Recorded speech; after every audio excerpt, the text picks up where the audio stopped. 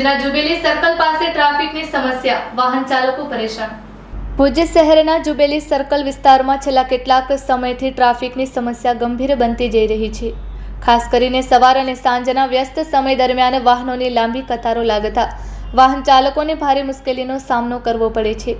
સ્થાનિકોના જણાવ્યા મુજબ અનિયંત્રિત પાર્કિંગ, રસ્તા પર વધતું વાહનોનું અને ટ્રાફિક નિયમોનું પૂરતું પાલન ન થવાને કારણે વારંવાર ટ્રાફિક જામની સ્થિતિ સર્જાય છે, જેના કારણે શાળા કોલેજના વિદ્યાર્થીઓ, નોકરિયાત લોકો તેમજ વેપારીઓને પણ સમયસર પોતાના સ્થળે પહોંચવામાં મુશ્કેલી પડે છે।